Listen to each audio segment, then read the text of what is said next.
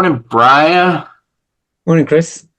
Making you my lovely co-host. All right, thank you very much. Since everybody's queued up. Well, maybe it'll be a good session because everybody's chomping at the bit and waiting in the waiting room to get in. I don't know. I do apologize. I normally try and get on here at 9:45 and set everything up. Can you hear me okay? I can hear you.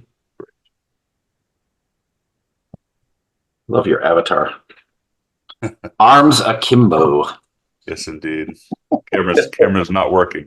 I'll work on that. I remember being in Seattle and seeing, those little flyers they put on telephone poles, and there was some local band called Arms Akimbo, and I always wanted to go see them and get this up. That was the coolest name for a band. Yeah, that is pretty cool. Alan Clark is reenacting the scene from the Shawshank Redemption. Where he's looking in the tunnel.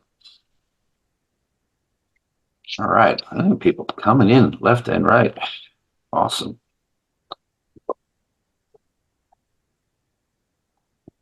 Moving my windows around to get set up.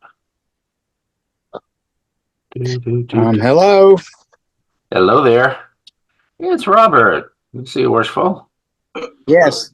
Hey, I'll be listening while I drive.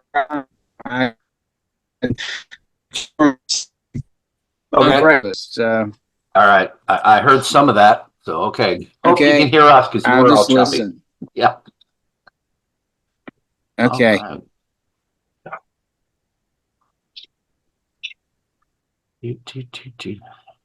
Wait, Brian has a different flag. Where's the flag of Cornwall? Or is that the flag of Cornwall? Yeah.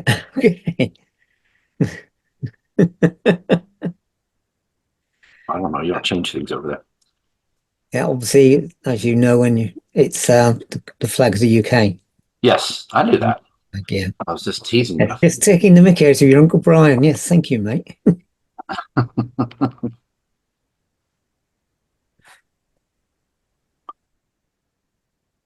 Brian, I did finish up watching The Crown. The last season came out, and Right. it didn't go. It got through Diana's death, and shortly after that, it ended. It really didn't get into later stuff, but it was very nicely done. I was kind of surprised that I actually liked Imelda. After that, she's the person you love to hate in Harry Potter, but she did a fair job as the Queen. So Yeah, I mean, really fun in the characters. in case so I don't spoil the next series, I won't say that the Queen died. Oh yeah, she does. Yes, I caught that in. I caught that in another show somewhere. But yes, I really my favorite part of The Crown was the first two seasons. I thought I knew nothing about Prince Philip, and watching that. I mean, I don't know. It's based on a book, and I'm sure they took some liberties, and I'm sure some purists will be able to say, well, this didn't really happen, and that didn't, but in general, I believe it was accurate, and just you saw Philip's humanity. He was a regular guy, kind of, regular guy, although being a royal, but pushed into this situation, and it's like marrying someone who is going to be so much more important than you in life. There's no way you can compete. But he ran around with his friend. He was a bit of a dirtbag at times, but his friend was an even bigger dirtbag. So by comparison, he only slept with a few women along the way, whereas his running buddy slept with all of them. So that was, and Philip was a member of the craft, but I don't think they don't think they mentioned the Crown. They mentioned other groups he was in. He had like a social club that he worked in, that he was in, and I surprisingly bought Dominic West as Prince Charles, even though he doesn't look a thing like him. But No, he but just he pulled it off. Well, He did, yeah. I've always known him from The Wire, so that's my first thought of Dominic West was the McNulty from The Wire. So, and it's funny when we have Americans who see a British actor like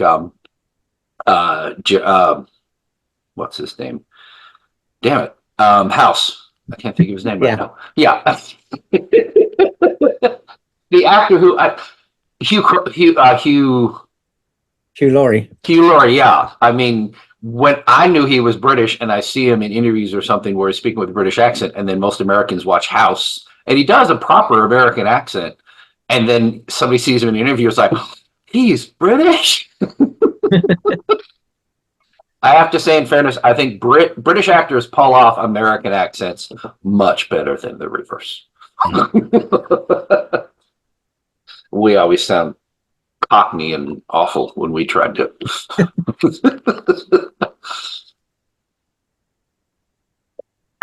So on today's episode of The Crown in Review, welcome everyone. People are still dribbling in, so we're running a little behind. But I haven't done the formal greeting to everyone, but thank you all of you all are dribbling in. Get all my stuff together. We got that one. Give it a couple minutes. Let's see. Oh, hey, Kurt, how you doing? Good to see you. Brother Chris, how are you? I'm good. Glad to be back at this after so long. Yeah, very anxiously awaiting it. So that's very good. Yes. Let's see. Let me go ahead and put this in the chat. Good morning, everyone. My name is Chris Douglas. I'm the Senior Warden of Virginia Research Lodge, number 1777. I'd like to welcome you to our first unstated Zoom meeting of 2024. I just posted in the chat our various URLs. First one is our Facebook group. Excuse me. If you're not already a member, please join us. Next is our lodge website, where we have our all of our papers are posted there, as well as other interesting things. We did just update the calendar. So if you're in Virginia or close to it, I just updated the calendar for all of 2024 for all of the research lodges, all 5 of them. Hopefully soon there will be 6.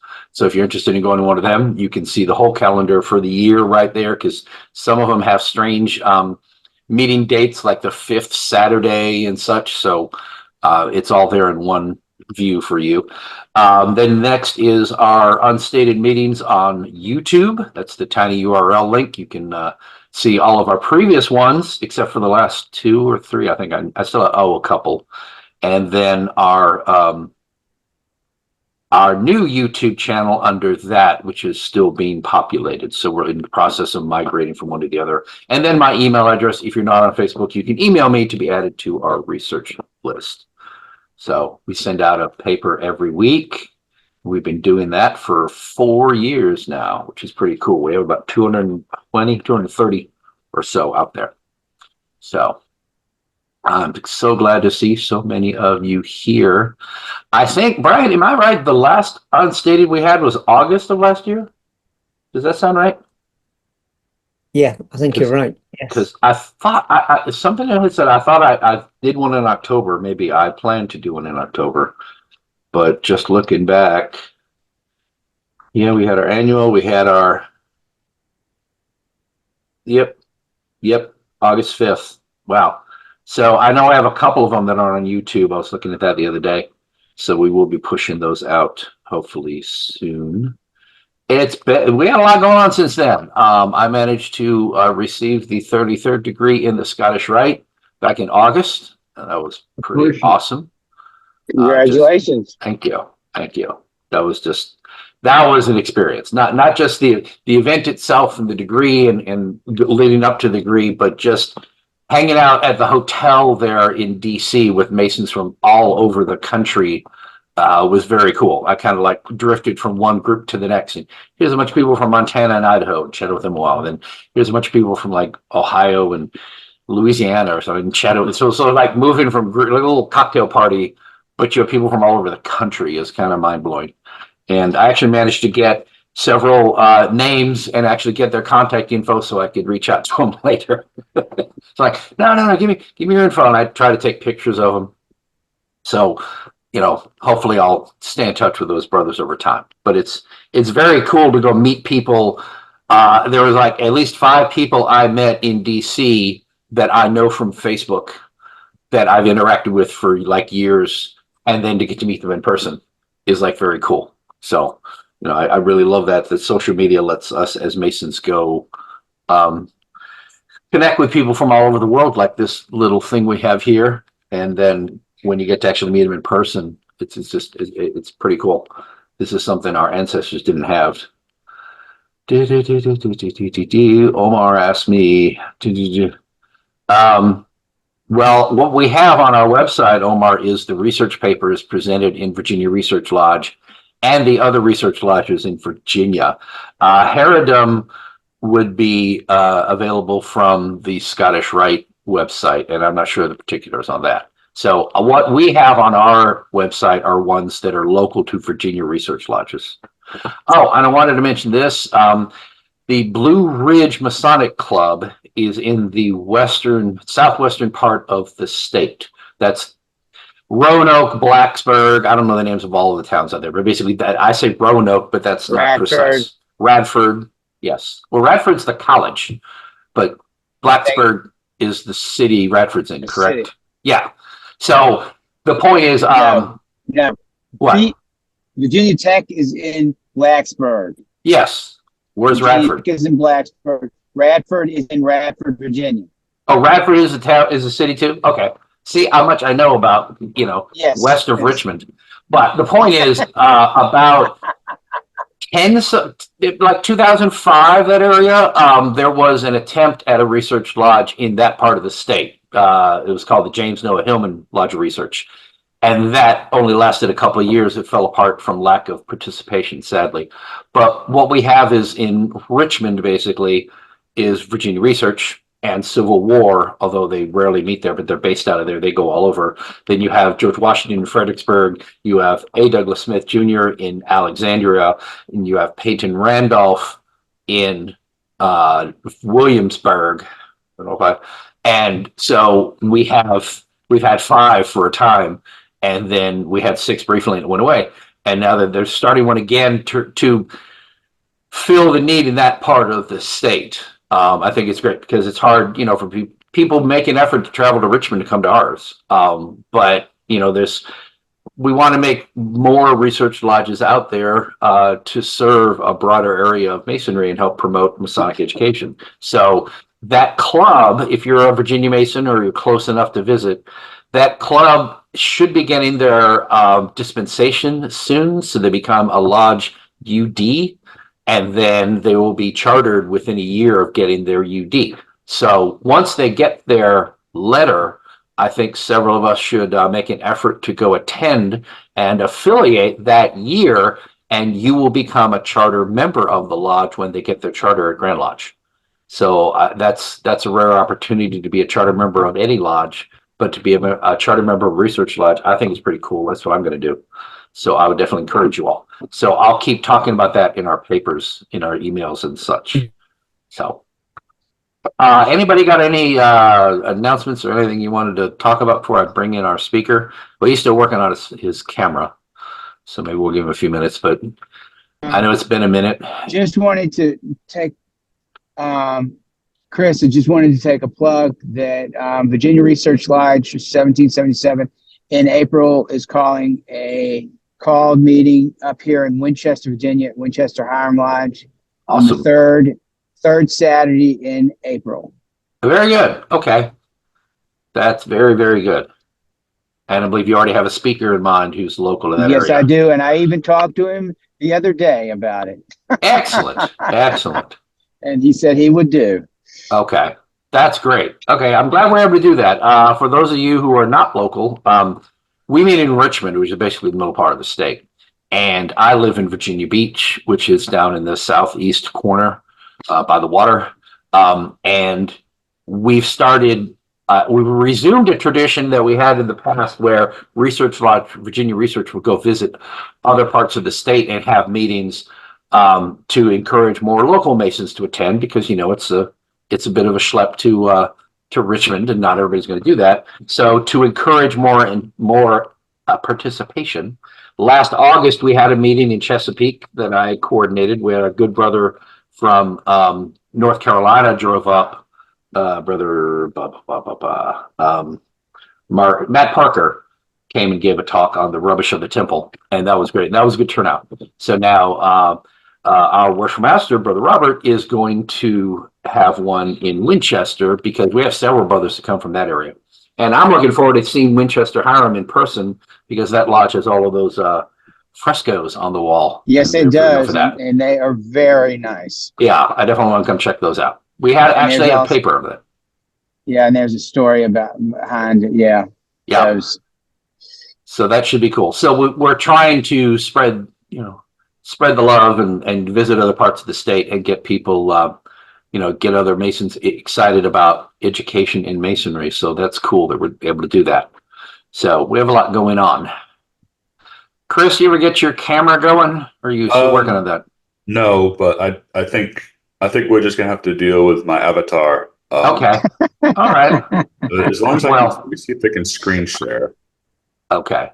Yeah, you should. I gave you permission to screen share. So, Can you see that? yep. All right. Well, if you're ready, Chris, we'll go ahead and go to you. Okay, very good. Can you go ahead and go? As always, I will not try to introduce you. I'll let you give whatever short part of your Masonic history you want to give. Okay. So I don't get the spellings wrong. Go ahead. Fair enough. Well, I'm Chris Tripp. I am a past master of Fredericksburg, also a recent past master of the George Washington Research Lodge. And to give you a little bit more of my background, I have a PhD in physics, so I know the topic we're going to talk about today well. There's been a lot of misconceptions, a lot of new age things that are put out there that really get a lot of the science wrong. So I'm going to try to relate the development of modern science to Freemasonry a little bit, melding two of my areas of expertise. So we'll see how well that goes. You ready to begin? Yep. Okay. So in ancient times, there was philosophers such as Zeno, Democritus, Plato, and Aristotle who understood the universe was subject to universal and unchanging laws. This also includes Pythagoras, who we'll see a little bit later, who believed in the mathematical nature of reality. But they weren't experimentalists. They were purely theorists for the most part. They believed in pure reason, the idea of the logos that was used by Plato and Aristotle as the reasoning principle of the universe. They didn't think there was a need to do observations. So as a result, some of the leading scientists and philosophers in ancient times, Aristotle and Plato, in multiple fields of what was then called natural philosophy, it's now called physics and chemistry. Galen, who was the authority on medicine, and Ptolemy, who came up with his geocentric model of the solar system and the universe, which held sway for well over 1,000 years. They were unquestioned authorities. So that was the state of ancient science. Talking before Newton, we're going to spend a fair amount of time talking about the first modern scientist, and known as the father of empiricism, was Sir Francis Bacon. He laid down the rules that we still use today as far as following the scientific method. And among his works are the Great Instauration, which you see here. That word means restoration or renewal. The New Atlantis, which was published posthumously, was a utopian work that he came up with that describes a sea voyage to the land of Ben Salem, which means son of peace, where everyone lived in enlightened peace, harmony, and religious toleration. That has been connected. A lot of people have noticed a similarity between that and the social ideals of Freemasonry. So he lived he wrote the New Atlantis in 1627. So this was well before the emergence of modern speculative Freemasonry in its current form.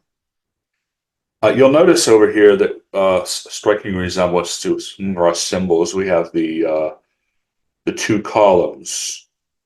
Ordinarily, that is viewed as a representation of the Pillars of Hercules, which were sort of, that was the edge of the known world, and that was the entry to the vast, unexplored Atlantic Ocean. But it could have a further illusion that you'll see in the following slide. Here we have the frontispiece to Silva Silvarum, which was a work on natural philosophy and natural history that he published in 1666. And it has the same two columns, again, representing the Pillars of Hercules. But it also shows the sun. It shows the ineffable name at the top, a ray of light descending toward the earth. Very Masonic in its allusions. We can compare that to a Masonic, well-known Masonic drawing on the right. So to me, even though, yes, this probably literally represented the Pillars of Hercules, it makes me wonder if Bacon was trying to make a more symbolic allusion. The similarities are just too numerous for me to think that it was purely a coincidence. Okay. It was during Bacon's lifetime, between 1614 and 1617, that the Rosicrucian manifestos were published in Germany. The German occultist Johann Valentin Andreae, who lived from 1586 to 1654, he claimed to be the author of the Chemical Wedding of Christian Rosenkreuz, which was the third Rosicrucian manifesto. The New Atlantis by Francis Bacon bears a striking resemblance to Andrea's description of the Republic of Christianopolis, published in 1619. So they were certainly contemporaries, and there appear to be a lot of connections between the early scientists and a lot of the esoteric figures that was then becoming rediscovered in Western Europe. Perhaps the best known and most prominent figure in physics of all time was Sir Isaac Newton. In my opinion, his achievements dwarf those of any other physicist in history, even Albert Einstein. He invented or discovered, about the same time as Gottfried Wilhelm Leibniz, the calculus, as a necessary step to explaining his laws of motion that govern moving bodies in the universe, which Newtonian mechanics was his primary field of expertise. He also discovered the law of universal gravitation, which even today, with modifications from general relativity, basically govern all aspects of the universe. The perennial, proverbial talk of Newton's the apple hitting him on the head, which is probably no more reality to that than the idea of Washington chopping down the cherry tree. But those laws which govern, falling apples on the earth, or which govern the orbit of the moon, they govern the stars and the galaxies and so forth, and are evidently universal. Less known, Newton was also a devout Christian and dabbled in esoteric studies of alchemy. So here's a well-known figure of Newton by William Blake, and you'll notice he has a pair of compasses in his hand, tracing out the movements of the heavens. Newton also, during his lifetime, he discreetly kept many of these studies, these esoteric studies, to himself. But found among his papers after his death was a translation he'd made of the Tabula Smaragdina, the emerald tablet of Hermes Trismegistus. And he translated it, and here's the beginning of his translation. And this is basically we're all familiar with the Hermetic dictum, as above, so below. So Newton dabbled in this on the side, but a lot of this was discovered in his papers after his death. So the most famous physicist in time, he was a very deeply religious man, and these esoteric currents around the same time that Freemasonry emerged, as well as the development of modern science, certainly has an interesting coincidence, if nothing else. Let's move ahead. Move ahead a little bit, and I'll go back. Newton was a member of the Royal Society. The Royal Society had been founded or was organized by members of what was known as the Invisible College, which is mentioned in the Rosicrucian Manifestos. The Royal Society was coming out around the same time of the emergence of the Premier Grand Lodge of England, around 1717. Newton became a fellow of the Royal Society in 1672 and served as its president from 1703 to 1727. So while he was president of the Royal Society, that's when the Grand Lodge of England was founded. Other founding members of the society include such luminaries as Sir Christopher Wren, who was a physicist, and he was the architect of St. Paul's Cathedral. Those that know their Masonic history know that it was in St. Paul's courtyard that the Grand Lodge of England was founded at the Goose and Gridiron Ale House in 1717. We also have Sir Robert Moray was a founding member of the Royal Society. And also, I believe he's also a member of the Invisible College. He was one of the first known speculative Freemasons, having been initiated in 1641 by members of the Lodge Number 1 at Edinburgh. Elias Ashmole was also an early fellow of the Royal Society. He was initiated as a Mason in 1646 in Lancashire. There's Moray and Ashmole are the earliest known record of speculative Masons in the world.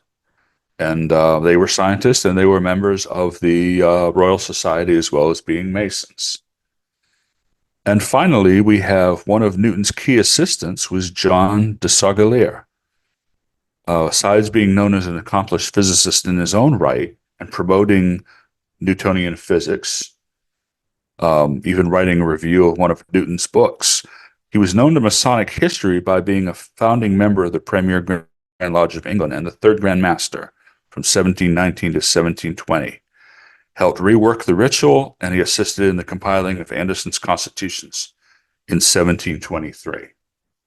So we see around the same period of time, we see alchemists and Kabbalists, and we also see early physicists and early Freemasons, all in the same circles, all acquainted with one another. So it's hard to believe that there's not some connection. The interesting thing is to the physicists of this time, they viewed, they were, for the most part, deeply religious men. They didn't see any difficulty with reconciling their religious faith with their scientific studies. And that goes for Newton as well. So if we look at some Masonic connections, we talked a little bit about the Hermeticism. We have a figure of Hermes Trismegistus here. And we have the view of the three lesser lights in Masonry, which is that part of the ritual deals with the regularity of the heavens, the sun and the moon in their orbits. And the master should conduct himself in accordance with the order and regularity, the same rules and laws that we see in the heavens. So this is an example of the looking at the mathematical laws of nature and relating that to how we should behave. That was all based on the Newtonian worldview. In Newton's clockwork view, if you knew the position of the stars and planets at any point in time, primarily the planets, you could predict where they will be at any future date. You can predict centuries or millennia in advance, exactly, when you're going to have conjunctions and eclipses and so forth. And it's all based on this clockwork idea of the universe. The problem was it doesn't really leave much room for man's free will. Newton's laws lead to a very deterministic viewpoint of nature, in which if you can, the state of the universe and all the particles and all the objects in it and their speeds and positions at any point in time, then their future behavior is deterministically determined. There's no room for any chance or free will. So that creates a vast moral problem. So even though Newton was very religious himself, a consequence of his discoveries led to this idea of materialism and determinism, and had led to the current atheistic view that a lot of modern scientists hold today. Okay. Another example is, we'll talk about Kepler a little bit later. Okay. So relating that to Masonry, a little more specifically, on this emphasis on science, mathematics, and reason in Freemasonry, also balanced with faith. There's a strong emphasis on that in the second degree. Second degree is really talking a lot about the sciences and mathematics and so forth, all influenced by this Newtonian view. But even on the first degree, we see reference made to the rules and designs laid down by the supreme architect of the universe in the great book of nature and of Revelation, referring to, in my view, great book of nature being science, the book of Revelation being faith. They're saying we have to look to both to get a balanced view of the universe. But this idea of God as the great architect and drawing his mathematical designs on the canvas of the heavens was something that came out of Newton, something that echoes all through our Freemasonry, well, primarily the second degree. Kepler tried to apply that in coming up with his 3 laws of planetary motion. His first attempt was to, he believed that the orbits of the planets were all perfect circles, and he tried to relate the distances from the sun to the amount of time it took the planet to make one complete orbit, and as a series of nested spheres that the planets moved on in circles on these spheres. And the distances of the spheres he tried to relate to the 5 Platonic solids. So again, he was looking at the Pythagorean view, but had the same approach of trying to relate mathematics to the laws of nature. And the Pythagorean solids that was something that Pythagoras had looked at and connected with what they thought were the 4 elements at the time. Now we know that the orbits are not perfect circles, that they follow various conic sections depending on the energy. The planets are gravitationally bound to the sun, so they follow ellipses. Comets that may come from, deep space where they're barely bound to the Earth would follow more of a parabola, and these can all be related to how you slice a cone at different angles. So we still preserve that same mathematical viewpoint, but Kepler got it wrong. But he got the underlying principle right. Was that this deep mathematical structure of the universe, which we refer to on the lecture of the trestle board, is fundamental to nature. We see it reflected in other symbols too. The 2 parallel lines, the point within the circle, the 47th problem of Euclid, and so forth. Another thing in the second degree, it refers to numberless worlds that are all around us. And they are conveyed through the heavens according to the same unerring law of nature. So a statement that the universe contains these multiple different worlds, numerous worlds, and that they all obey the same laws is something that occurs on the second degree. At the time, we only knew of the 5 planets. The 7 traditional planets were Mercury, Venus, Earth, Mars, Jupiter, and Saturn, and then they added the sun and the moon to make 7. But that's all they knew at the time. Now we know that there are numerous, that most of the stars in the galaxy have planets around them. It's a rule rather than the exception. And we have the things like the Hubble Space Telescope, the James Webb Space Telescope, and so forth, have been discovering all these exoplanets. And so far, more than 5,000 exoplanets have been discovered. So that's an idea where the ritual of Masonry, long before they had any experimental evidence, now has been confirmed by modern astronomy. Okay, moving forward. And he was a contemporary of Albert Pike, was the Scottish physicist James Clerk Maxwell, lived from 1831 to 1879. And I'm only going to briefly mention Pike because that would make a much longer presentation if we were to go through morals and dogma. But Pike talks a lot about scientific discoveries and the uncertainty in them. And Art de Hoyos has a lot of commentary on that and says, well, a lot of that is dated and it's not correct anymore due to modern scientific discoveries. But we're going to see, and this is sort of the main point of this presentation, is that the problems or the problems that we get into are largely resolved by the discovery of modern physics. If anything, it validates more than cuts against the Masonic worldview. So I hope to show that in the next few slides. So James Clerk Maxwell was the Scottish physicist who united electricity and magnetism. He came up with what are known as Maxwell's equations. And it was around the time of the American Civil War that this took place. And his triumph has probably had more effect on any other event going on at the time, including the American Civil War. Of course, Maxwell's discovery of his equations is much less known, but it's had a profound effect. You know, we all use electricity today, for example. So these are Maxwell's equations, and he conclusively proved that light was a wave. You can demonstrate that from his equations.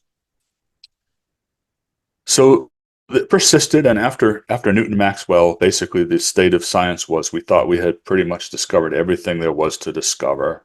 We thought physics was more or less complete, that we completely understood the physical universe. Until cracks began to develop in that.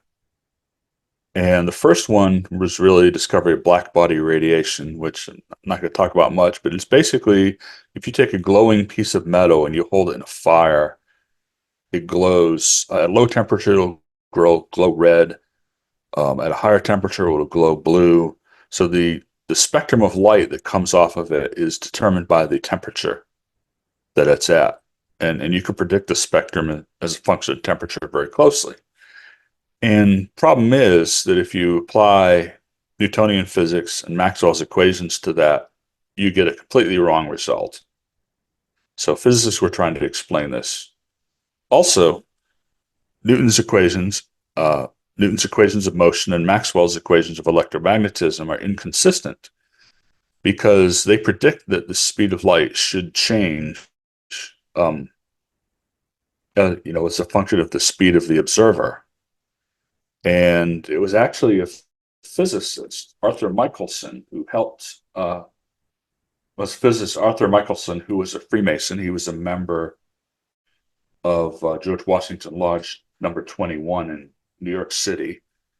Did an experiment and proved that the speed of light was constant throughout, irrespective of the state of motion, which is a complete contradiction of, that's also shown by Maxwell's equations, but it's a complete contradiction of Newtonian physics. So they didn't really know what to do. So the first one to help explain this was Max Planck, who in 1900 developed his quantum hypothesis. And there he basically said that energy is not a continuous quantity, but it comes in small pieces that he called quanta. And doing that, he was able to explain the shape of the black body spectrum. Okay. So that brings us to the idea of wave-particle duality that we're starting to get into. In Newton's day, Newton, in his treatise on the optics, treated light as particles. He called them corpuscles. And they explain, if you treat light as a particle, you can explain things like reflection and refraction very accurately. You can't explain certain other phenomena, though. And Maxwell had proved that light is a wave. So Newton said it's a particle. Maxwell said it's a wave, and these things seem to be mutually inconsistent. So that was another example of a contradiction that they were trying to resolve. So Young's double slit experiment was conducted in 1801. So this is a long time ago. And basically what they did is they took a source of light and they passed it through a pair of slits. So the light that went through today, knowing that light is a wave, we would say that the light had the same frequency. There was coherent source of light. So you pass a beam of light through two slits, and it splits and creates two bright spots. And in the view that light is a particle, what will happen? What you expect to have is you expect the particles to pile up in basically two humps on the screen, as shown at the left. But that's not what we see. We see the light following a series of bright and dark bands on the screen, which is what we call an interference pattern. And that can only be explained if you consider light to be composed of a wave. Just like ripples in a pond, the waves spread out, and where the high part or the crest of two waves comes together, you basically get double the amplitude, so you get a bright spot there. And where you have the top of one wave and the bottom of another cross, they basically cancel each other out. You get a dark spot. So these light and dark bands prove that light is a wave. So moving forward, Einstein, his theory of relativity, he had his famous equation E equals mc squared, which basically says that matter and energy are equivalent. Okay. So the question came up, if light, which is a form of energy, can be viewed as either a particle or a wave, can matter also be viewed as either a particle or a wave, since Einstein said they're equivalent? And the answer is yes. And so when the electron was discovered in 1897, they set up an experiment where they had a beam of electrons shot through the double slit to see what would happen. And it produces an interference pattern, just like you see on the right. So this tells us that matter is also composed of, is also a wave. Well, it's a particle and it's a wave. How can that work?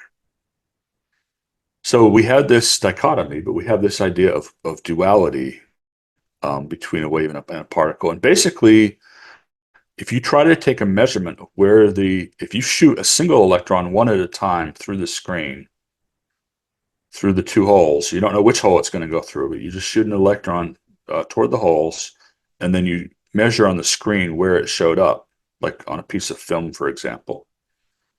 You would expect to see a single dot wherever the electron materialized. And you do. So that says the electron's a particle.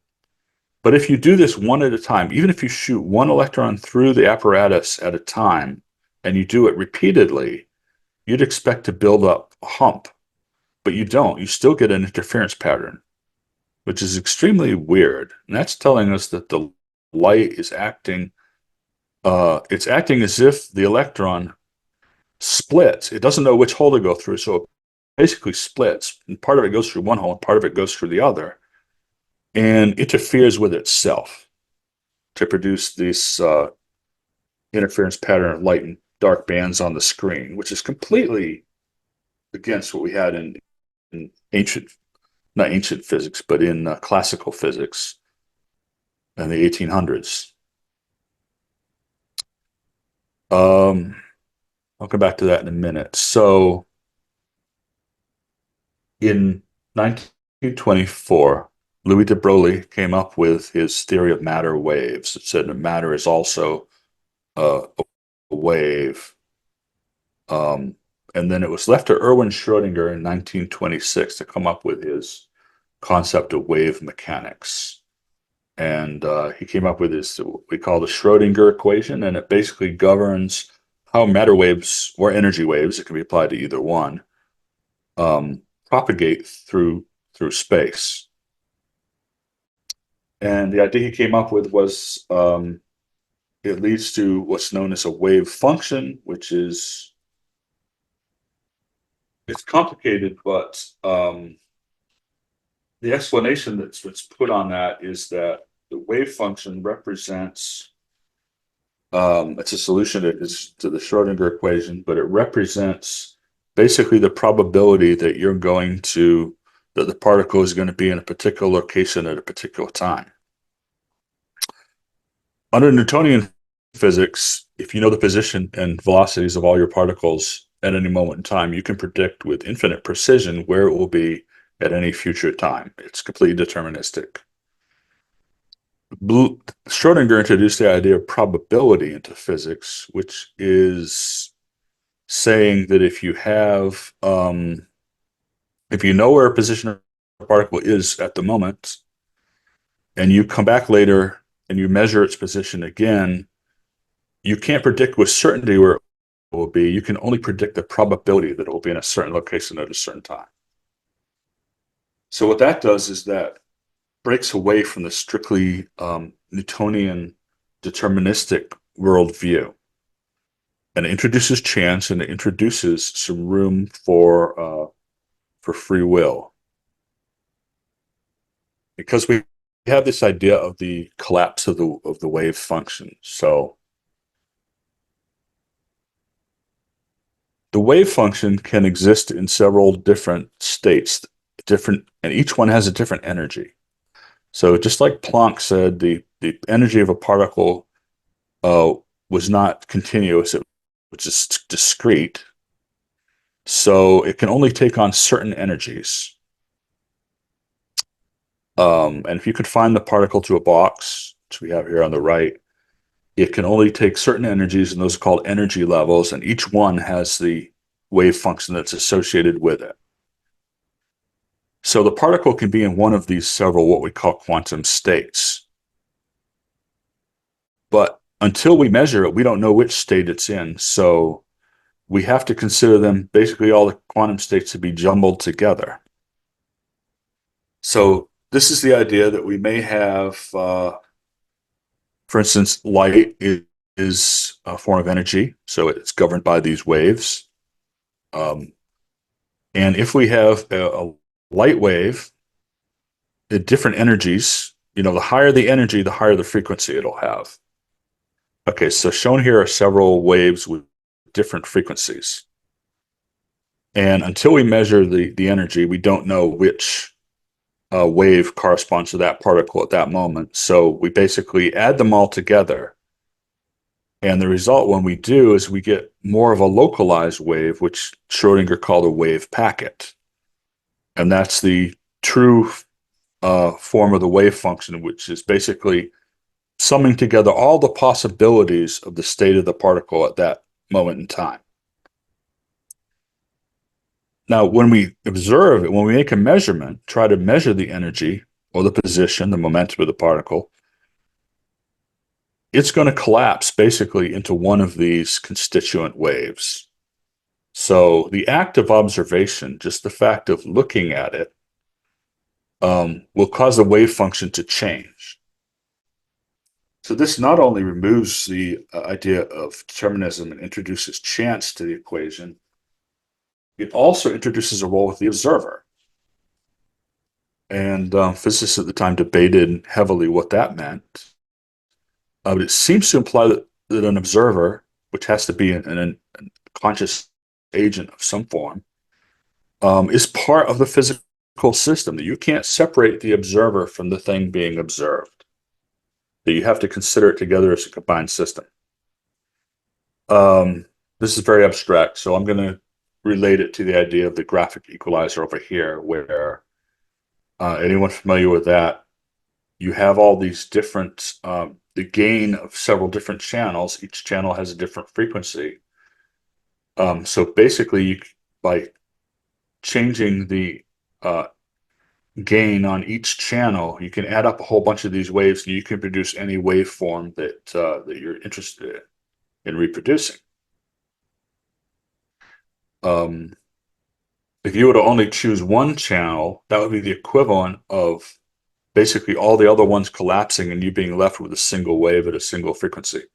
So that's the principle on how a radio works too. The air is full of electromagnetic radiation of all different frequencies, all different components.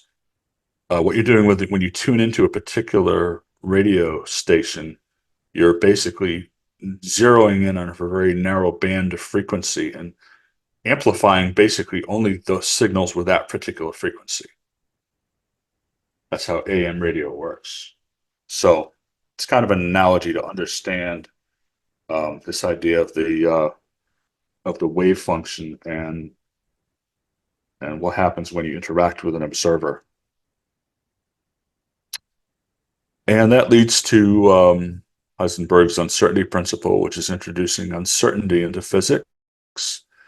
And it's basically the idea of, well, if a particle can behave sort of like a particle and sort of like a wave, represented by this wave packet, which is the second one from the top. If it's spread out and you're very uncertain as to the position of the particle, then it behaves more like a wave. And if it's all bunched together, then you can measure the position very accurately, but you don't know much about the speed of the energy, kinetic energy of the particle at that point. So you can measure its position very accurately, or you can measure its velocity very accurately, but you can't measure both.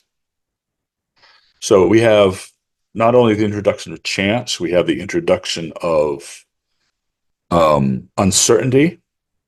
And in Newton's framework, if you don't know the position of the particles and their speeds perfectly, you can't predict their future behavior with certainty.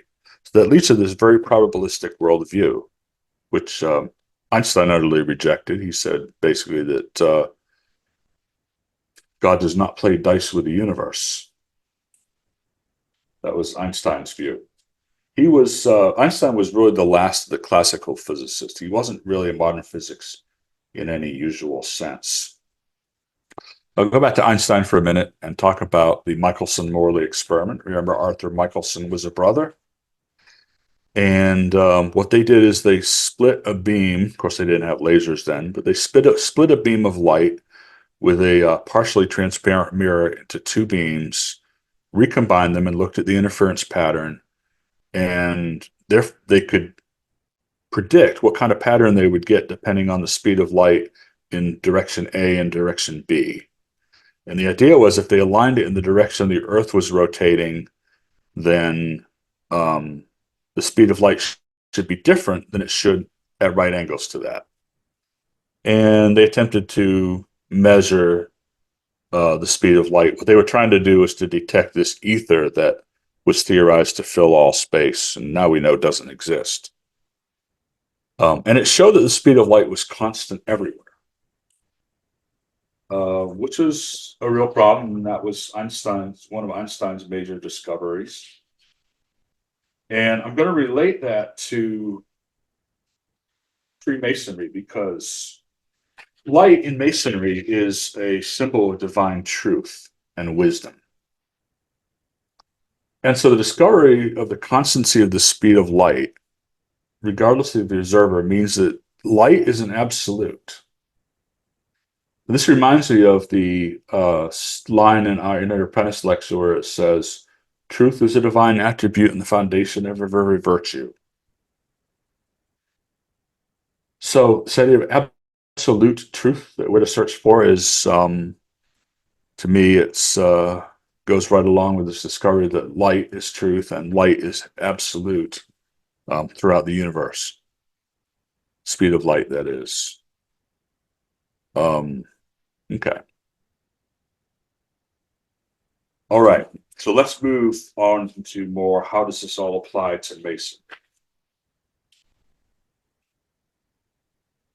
Before we look at modern physics and how it affects Masonry, let's dispel some myths about quantum mechanics. Quantum mechanics does indicate there's a role for a rational observer, as we just talked, and that the act of observation can change the wave function of a physical system at the microscopic level. It does not mean that this necessarily functions the same at the macroscopic scale. If you assume it does, then you lead to the idea of Schrodinger's cat, which we'll talk about in a minute. It's sort of paradoxical. But it works on the smallest level of, atoms and molecules. And as we know, Newtonian physics works pretty well to govern the world that we're all familiar with. So once you get to the large scale, a lot of the quantum effects go away. It doesn't mean deny the existence of objective reality, or imply that subjective perception is all that matters, or invest us with godlike powers, like in the New Age law of attraction stuff, to create our own reality. It does imply that perception is very important and it affects our experience of reality. It does mean there's room for uncertainty and chance at the quantum level. It does not mean that we can't know or predict anything about reality and nothing is certain. So it's been badly misused, and that's why I wanted to present a more accurate idea of what exactly is the science, so we can stay hopefully a little bit more grounded than some of the things that you can read out there. But the most obvious similarity between quantum physics and Freemasonry is the idea of duality, the idea of wave-particle duality. And there are numerous allusions to this in Freemasonry. This idea of duality is represented, for example, by the common optical illusion of the vase, which you can perceive as either being two faces or you can perceive it as being a vase. Where in reality it's both. That's sort of like the wave-particle duality of quantum mechanics. Examples of duality go all through our degrees. We have the square and compasses, for example, especially how they're displayed in the various degrees, and primarily looking at the second degree.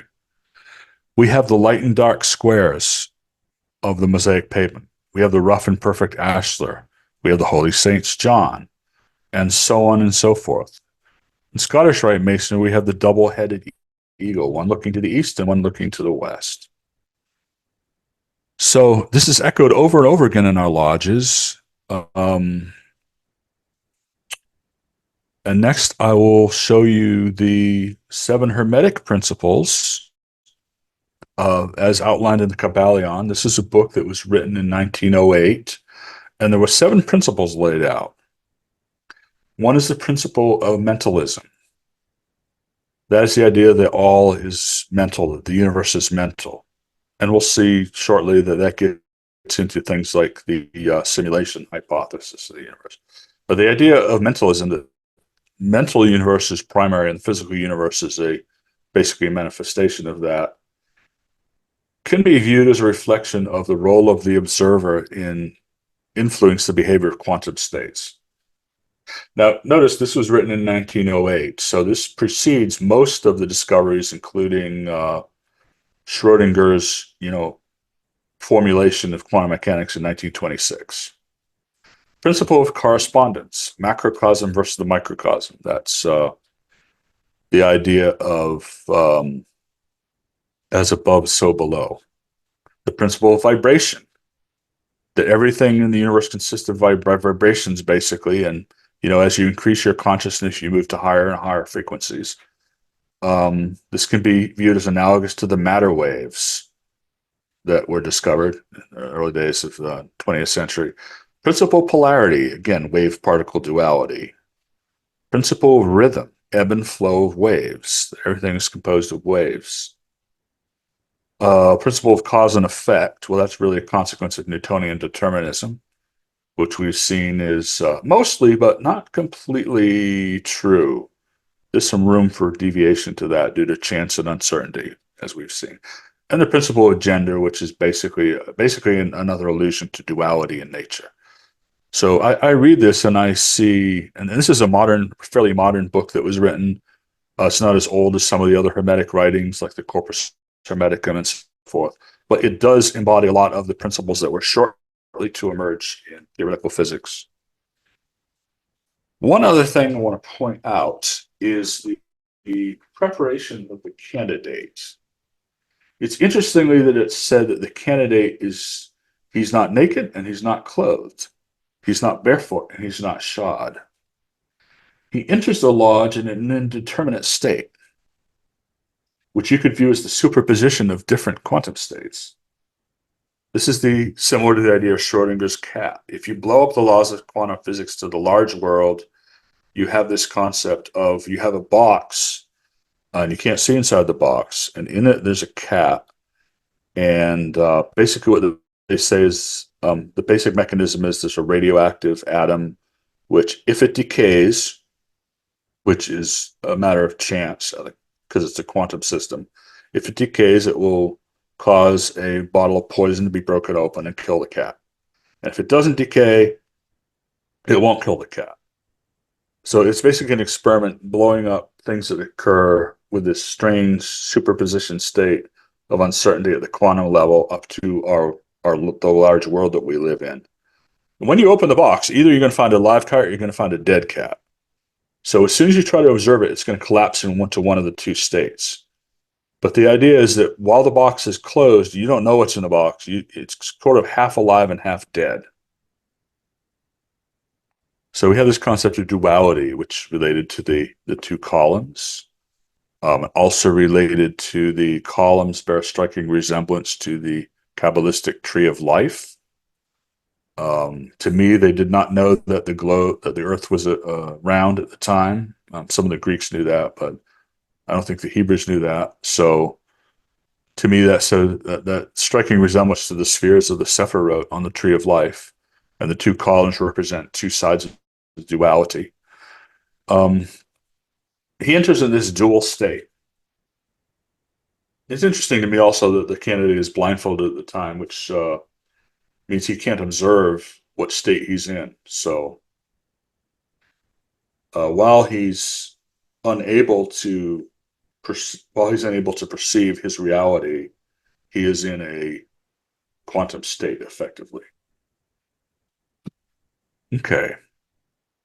So I'll say a little bit about I'm probably not have time to all this, but we'll say a little bit about the simulation hypothesis, which is this principle of mentalism, a Hermetic principle of mentalism, has its, in modern times, we see the fact that nature is mathematical, it obeys these strict mathematical laws. As we saw with Kepler's spheres, that could lead you down the wrong path. Another example is Pythagoras, who tried to relate the four elements as they were then known, earth, air, fire, and water, to four of the Platonic solids. Since there are five, they had to say that the fifth one, the dodecahedron, was ether. Now we know that's wrong. There are not four elements. There are, in fact, numerous elements. But still, they come about as a consequence of this quantum mechanics. And it's still a result of the wave function of Schrodinger's equations can predict the behavior of all of the different elements in the periodic table. So the underlying idea that mathematics governs the universe and everything is related to geometry is still correct. They just applied it in the wrong way. But that has led to this idea in modern physics of why is the universe mathematical and logical the way that it is? Maybe the universe is a huge simulation. Maybe there's some advanced civilization, or there's some advanced being that is some consciousness that we are basically a mathematical model of. And this is a view that's being considered seriously by modern physicists. It's an old idea, however. It reminds me of the Apostle Paul in Acts 17 when he was giving his sermon on Mars Hill. He was discoursing with the Epicureans and Stoics in Athens. And he encountered the altitude, the unknown God. And what Paul said, famously in Acts 17:28, "For in him we live and move and have our being." So this is a very old idea, this idea that the universe is essentially mental and we live within the consciousness of something much greater than ourselves. So, quantum mechanics and Freemasonry.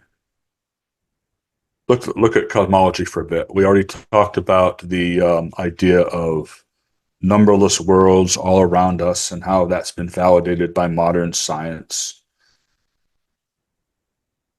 One of Newton's principles was the law of conservation of energy. That energy could be neither created nor destroyed.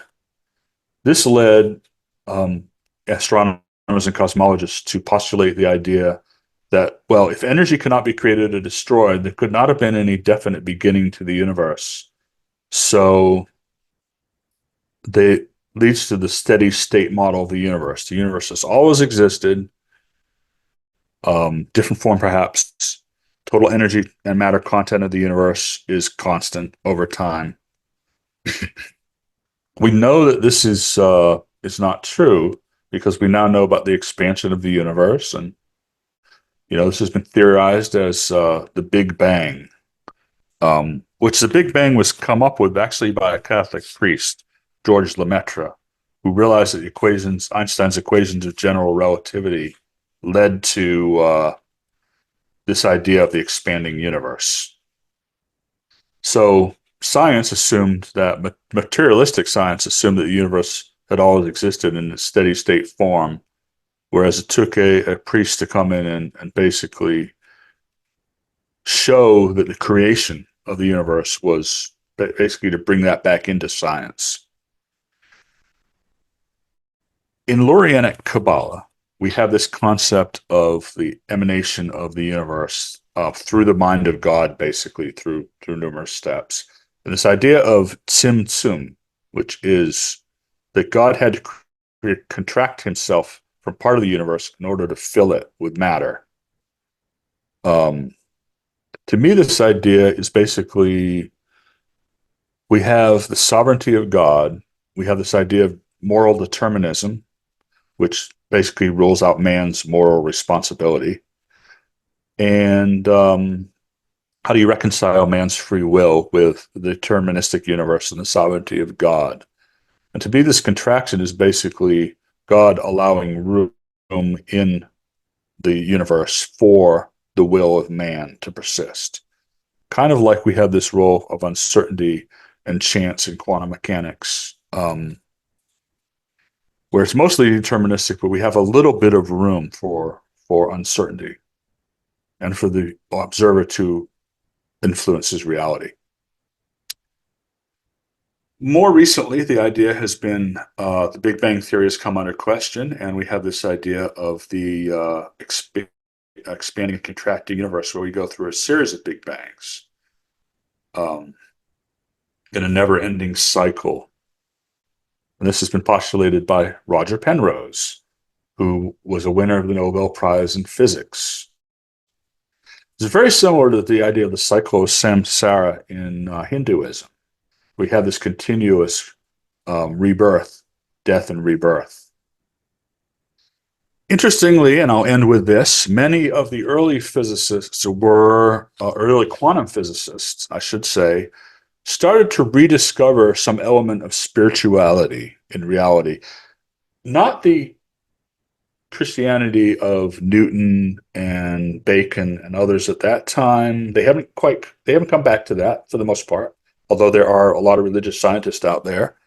But a lot of them started to embrace these Eastern theories, and chief among them was Erwin Schrödinger himself. He says, most of my ideas and theories are heavily influenced by Vedanta. And anyone familiar with the Hindu metaphysics can recognize this idea of the universe being basically illusory, and that our consciousness is affecting the condition of the universe. Again, goes back to this whole idea of mentalism and the possibility that we exist in a simulation. And he said this multiplicity is only apparent. Okay, this is the doctrine of the Upanishads, and not of the Upanishads only. The mystical experience of the union with God regularly leads us to this view, unless strong prejudices stand in the West.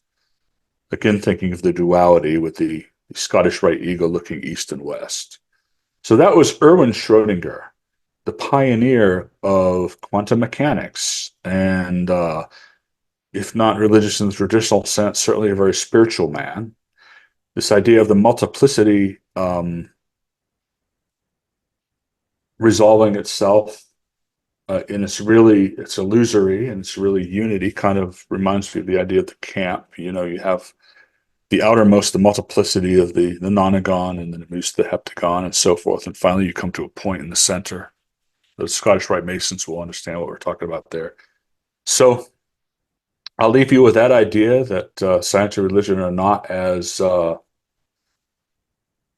as contradictory as some would suppose, and that modern physics is actually probably a better fit with the ideas of Freemasonry from the 17th and 18th centuries than the old Newtonian worldview. Thank you very much.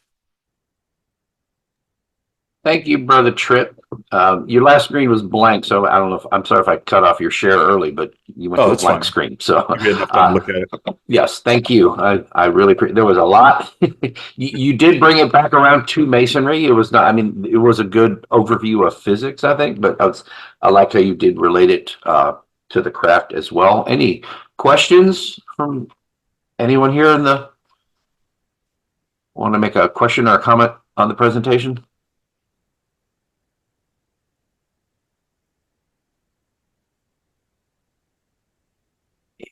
Yeah, I want to, hello, can you hear me? Go ahead, Omar. Yes. Yes. Yes, I'll just turn my video on. Thank you very much, Dr. Tripp, for a very insightful and complex, but still, it's, I think, very, very realistic and very, very well related to Freemasonry, modern Freemasonry, because Freemasonry is based on the pursuit of truth, and I don't think there would be any higher truth than studying the structure of the universe, mathematically, of course. So the question is regarding a philosophical question. Where does all this complexity in studying truth leave the ordinary Mason, and even more so the profane, in terms of the hierarchy in this world? We know that we have a lot of people in this world, and there's a lot of disadvantaged tribes, and they are actually at the bottom of the pyramid of the power and the resources pyramid. So, what would be a just way to deal with the more less fortunate tribes in this world? From a Masonic point of view, especially knowing that this is where the truth is going to some very, very high, very complex, very complicated mathematics and physics and chemistry and biology, that it's totally out of the realm of understanding of even the average intelligent person. So where do you think Masonry, what kind of philosophical attitude to building a just society? Because that's, I think, one of the main purposes of the fraternity. Thank you. Well, I would say that, first of all, most people don't really have a good understanding of this sort of thing. And that's not necessary because we all benefit from it. We all benefit from the technology that is been produced by all this science. For the average Freemason, I would say that it's mostly to give him confidence that what Freemasonry teaches is real and it is true. And it's very easy to adopt a materialistic and atheistic worldview that it's only matter exists. I think that rules out man's moral responsibility. It leads to things like moral relativism and so forth that are really can chip away at your faith in what you believe. So it's really to appreciate that, even if we don't understand it completely, to appreciate that it's true and you should have confidence in it, and that we do have moral responsibility, and that is consistent with the modern scientific age that we live in. So I think that those people will eventually hopefully advance. They may live in a society that is not really amenable to that, but hopefully they will advance through modern technology, and hopefully that will lead to more freedom. And we should be strong in our Masonic beliefs and help our fellow man, and not let anybody tell us that that's antiquated or it's ridiculous or anything of that nature. Omar, I'd like to also try and answer a little bit of what you mentioned. we've seen just in our lifetimes how much technology is changing the entire world. I mean, some make the argument that, those in the West have too much privilege, too much, um, a better quality of life and all that. And it is true. Modern technology is at our fingertips, is much more accessible to us. But the reality is, because technology spreads worldwide, every country in the world has access to the internet. Now, me as an American, I can have it. I have, 6 laptops on my desktop here. Okay. I've got everyone in my family has a phone. I have more technology than I know what to do with. So I have ample access to it. But even in the poorest of countries, there is access to the internet. And I think the internet is one of the things, even more than I would say the automobile or even electricity. I think the advent of the internet and the web and the connectivity is going to be more of a pivotal moment in changing human experience all over the world, because everyone has access to this now. This little group here is a tiny, insignificant example, but think about it. I had about 20 people here today. I've had meetings with 30 people or so for every continent. Okay. I have people over time who visit my little Zoom meeting here from every continent in the world.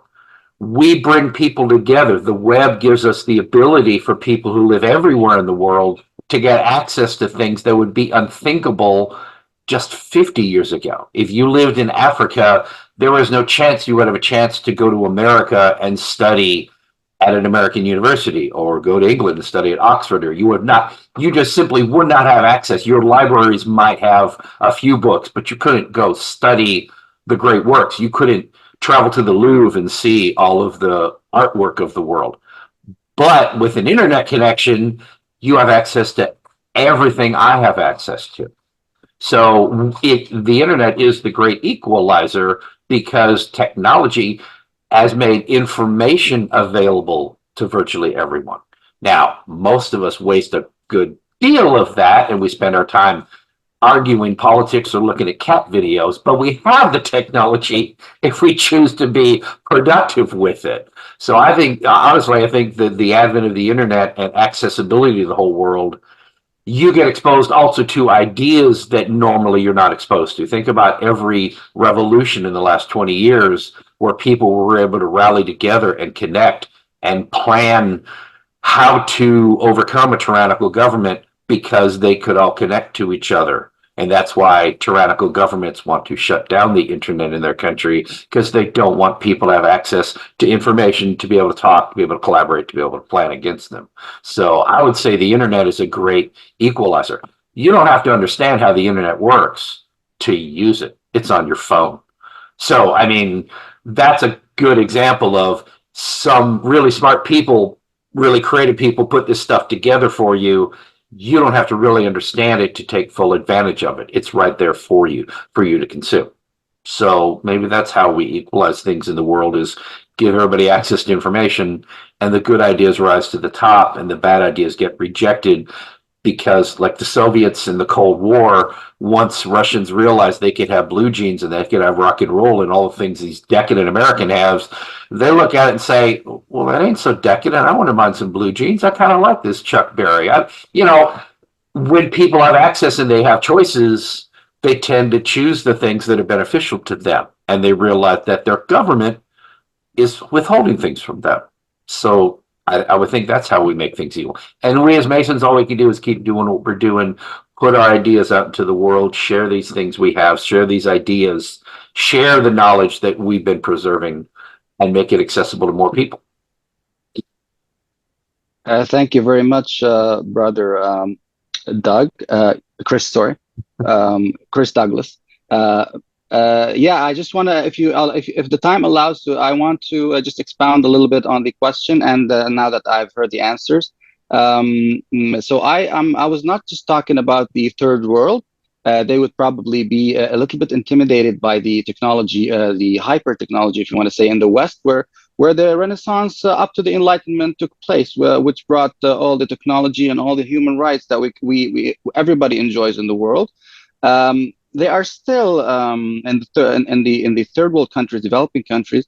They still have this. They're intimidated by the technological advancements and superiority, the supremacy of the Western thinking, which originated not in the West, because it originated in Greece on the Mediterranean, and then it moved on to Italy, northern Italy, and then to all of Europe. But there was a receptive audience. So and the West rules the world basically decisively and justly, because they pursue the truth better than the others. But I'm talking about people because I live in a pretty poor community here in Ottawa, in Canada, which this is the national capital region. It's a lot of poverty here, and the kind of stuff I hear from the community regarding technological advancements, regarding their share of the pie, if you want to say, is not coming from the minorities. It's coming from people, let's say, I don't want to be offensive, just people from white people who are at the bottom of the socioeconomic pyramid. And they don't actually they reject not only science and technology, they seem to reject even wisdom, ancient wisdom, because I'm a philosopher too. I'm a scientist. I have an engineering background. I read a lot of stuff, but they reject anything like the kind of concepts from the ancient sages. So what is the in this world of AI, where they see all these companies, they have these phones that they can use, but where is their contribution from a value added way? How can we convince them to not be defensive, not to be combative towards all these advances? Thank you very much for the answer.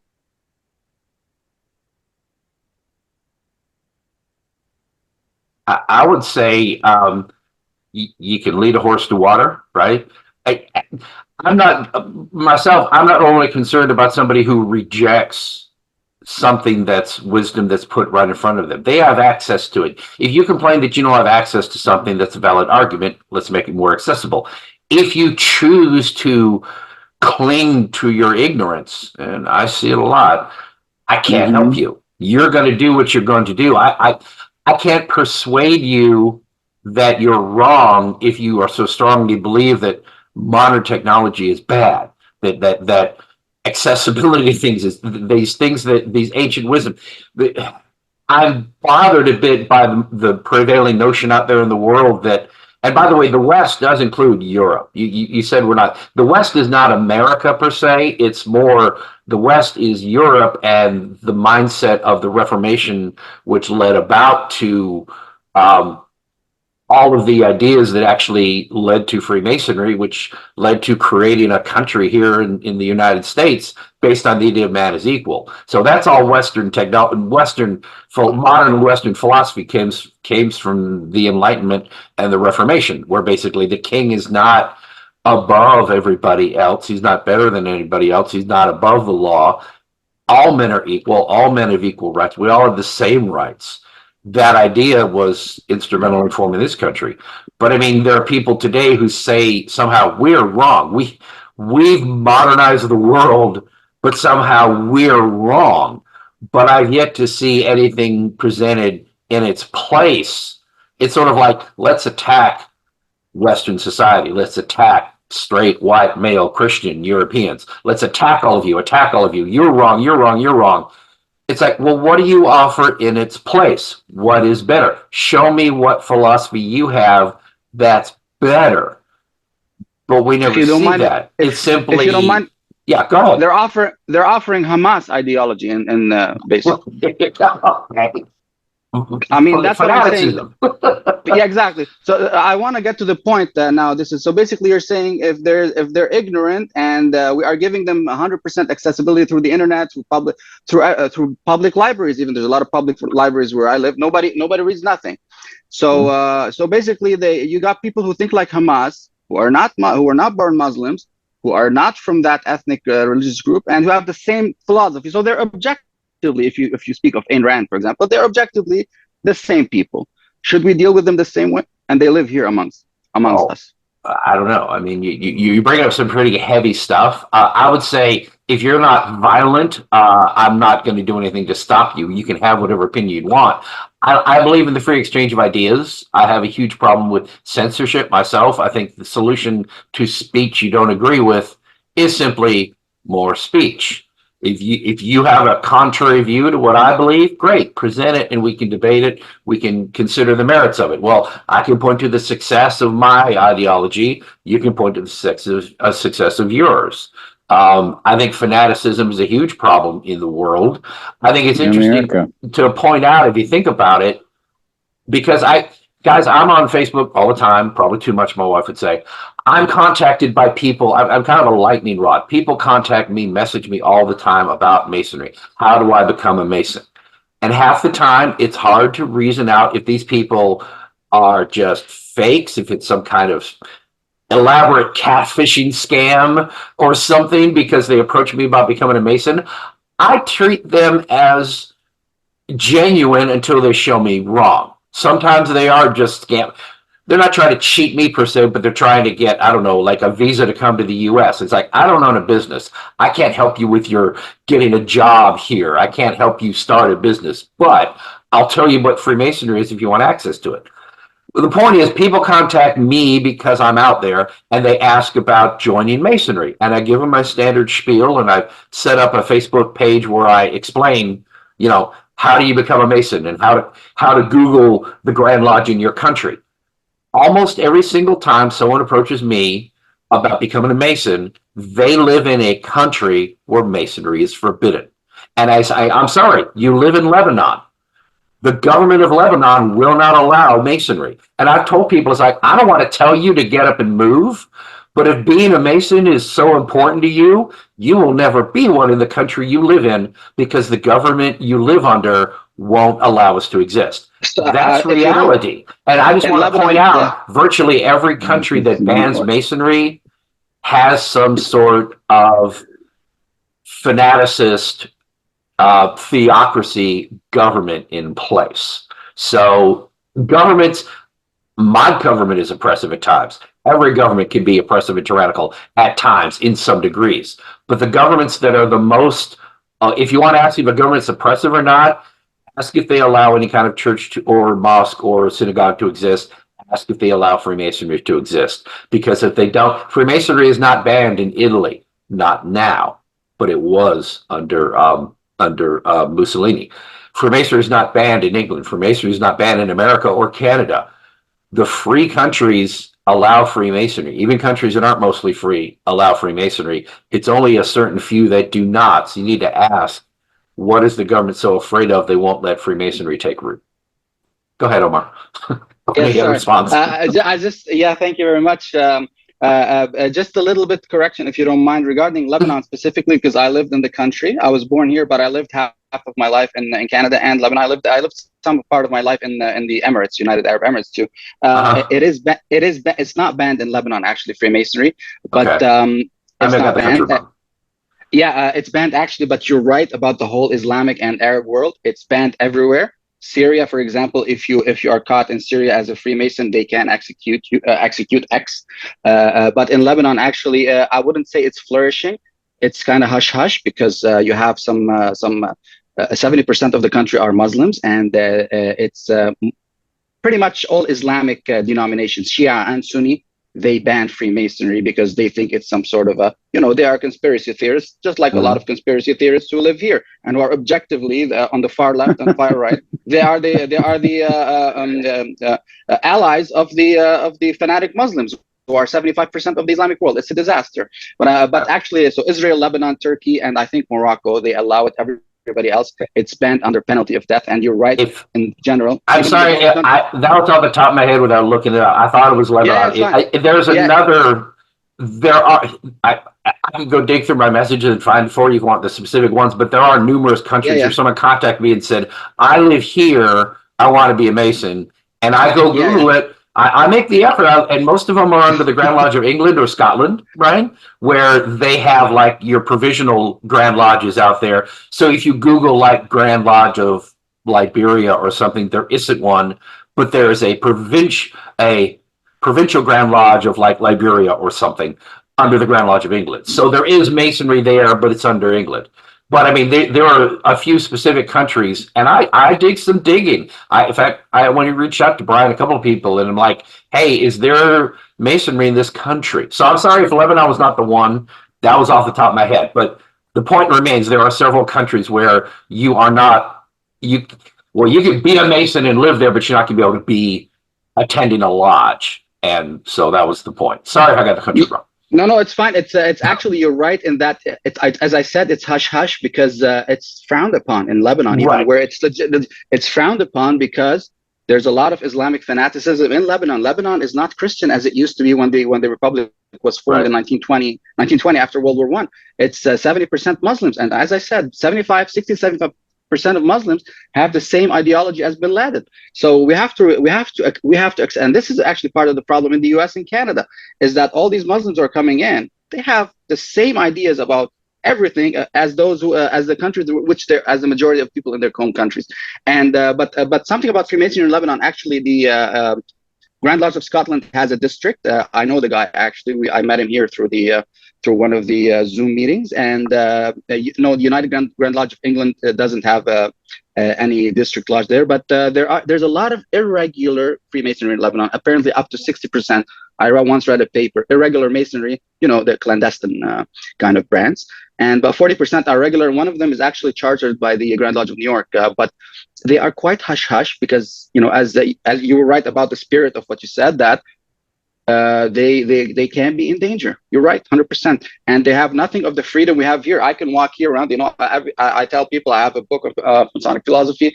They know my involvement, and without even me saying, they can tell because Masons are different than the rest of people, the true Masons at least. I wanted to make one thing clear, and this is a good illustration we need to make clear because this came out recently where the Catholic Church, out of nowhere, decided, hey, we need to remind everybody, Freemasonry is evil. You can't be a Freemason. Masonry allows Catholics to join. There are Catholic Masons. We have no prohibition. The Catholic Church says you, a Catholic, can't be a Mason. Likewise, there are plenty of Muslims who are Masons. Freemasonry does not have a prohibition against a Muslim being a Mason. It is certain aspects of Islam that tell you can't be a Mason. So we could draw a parallel between the larger Muslim community and the Catholic Church. It's not them saying you can't be with us. It's we say you can be with us. It's them saying you can't be with us. But there's also there's a historical within our own culture. This is not what I'm going to say, but that there is an anti-Masonry in the U.S. Some famous people briefly, yes, and that wasn't. And I think there still is in some ways. I think there is still in some ways. I know from my family, if I mention I'm a Mason, oh, you're those little guys, they said, well, you're secretive. You can't talk about what you do and stuff. And I'm like, that's simply a lack of understanding. That can be, it is. That can be overcome. It's not like there's some redneck there are some American churches that do speak out, but it's not like there's a big prohibition from the chief redneck saying you can't be a Mason. It's mostly individual churches. In the case of Americans, and it's not even religious always, but you're right. But anti-Masonry, that's a whole, we can go on all day about that. But Bob, back to the, did you have a comment? I'm sorry, I thought you, go ahead. Is Masonry banned in Egypt today? Yes, it has been banned since Nasser. Nasser, after I think the 1967 Six-Day War with Israel, after the humiliating defeat of all the Arab armies, he banned it because he had to scapegoat somebody, so he scapegoated the Masonic fraternity, and throughout before that, Freemasonry was very, very vibrant in Egypt. The royalty in Egypt, the last king Farouk, he was a Freemason apparently, and his dad. So it was mainly an Arab nationalist radical left who have their equivalents in the United States and Canada and Europe today. And I think they are a very dangerous, diabolical menace to everybody who has any thought of free thought. So yes, it's banned in all Arab countries and Middle Eastern countries except Lebanon, Turkey, Israel, and Morocco. Even the Arab Gulf countries, which are very close U.S. allies to the U.S., like Saudi, it's banned over there. And if they catch you, they can, if they want, execute you. Well, I'm of the opinion that the Masons missed a great opportunity to bring Masonry back to Egypt during the administration of Anwar Sadat. I think President Sadat would have been open to do that. Of course, I don't know if there was any efforts. He was not a Mason. I always thought he would have made a very good one, though. And that, by the way, the movie Sadat, his role was played by Lou Gossett Jr., who is a Prince Hall Mason. Huh. And interesting, another bit of trivia that's tragic. It was just, I think, one day after the 50th anniversary of the October War of 1973 is when the Israel-Hamas war began. And of course, the what they call it, well, the October War didn't last that long. And you had level-headed people like Anwar Sadat who were willing to negotiate. And I don't see any level-headed people on the scene right now. Really not on either side. Sir, thank you very much. I can give you, because I'm into the politics of the region. There, 67% of Arabs basically think that what Hamas did on October 7th last year, the heinous, barbaric, atrocious acts against our Jewish brethren in the Holy Land, they think that it is justified under the title of resistance. So you cannot make peace with a people whom 67% of are terrorists, basically, in their mentality, and they would sacrifice their own children, like that woman who was talking to her terrorist son. He was carrying on the terrorist barbaric acts. So basically, there is no solution with the Arabs except the military solution to start with, until they've had enough, if they have enough. That's why I always tell my Jewish brethren that this war is going to go on, and now the U.S. is involved now with Yemen. You're dealing with the same mentality, same kind of people. I think it seems like a zoological kind of battle, kind of like with the Nazis. You either kill them or they kill you. I'd rather kill them personally. So I don't know what you think. All right, we're getting a little bit of a field from the topic. We're way off the topic. What I was going to say. Go ahead, Robert. What I was going to say was, listening to the talk, you know, we have operative masonry and speculative masonry, and it looked like with some of the philosophical, even before Newton, from the talk, there was a bit of speculative masonry that was going on. We might not say that, but it seemed with the free thought that they were looking at, those pillars of Hercules, if I remember correctly, yes, or if they seem to be speculative masonry. And then it goes in, you know, the operatives, they used what the speculatives masons came up so they could, the cathedrals, and then we're back to speculative masonry in a way. I really don't think it was a coincidence that the pillars of Hercules, I think you said, are very similar to the columns outside of King Solomon's temple. I don't think that's a coincidence at all. I think that's intentional through the year, which makes you wonder, is like, how is it possible the same symbolism keeps showing up? I do want to say something, Brother Tripp. There was one thing in your discussion. You mentioned Heisenberg. Heisenberg had the opportunity to be in Virginia later in life, and he was driving on 95, and a state trooper pulled him over, and he asked him, "Sir, do you know how fast you're going?" And Heisenberg said, "No, but I know exactly where I am." I remember that one. So there. All right. Now that I've dumbed down the discussion enough, I do want to announce. I do appreciate, Brother Tripp, you coming out. I do appreciate it too. Thank you, Brother Tripp. This is this is a field you would not expect this depth of discussion of the arts and sciences. But think about it, we have the liberal arts and sciences. in the senior deacons lecture, we talk about you're supposed to study these arts and sciences, which tend so effectually to polish and adorn the mind. So we need to be doing that. Masonry is the starting point of your education, not the conclusion of it. And if you listen to the senior deacons lecture, at least in the American version, it's telling you to go study the 7 liberal arts and sciences and grow in knowledge. We're giving you basically the foundation, and go from here and dive deep into what interests you and become more well educated as a Mason. I wanted to announce that we were going to have a meeting on the 27th. I do plan this year to have a meeting roughly every 2 weeks, wrapped around other Masonic events. We have several things in February. Robert knows we're gearing up for a Grand Master's visit, and then our next meeting, and we're going to visit the Blue Ridge Lodge of Research Masonic Club.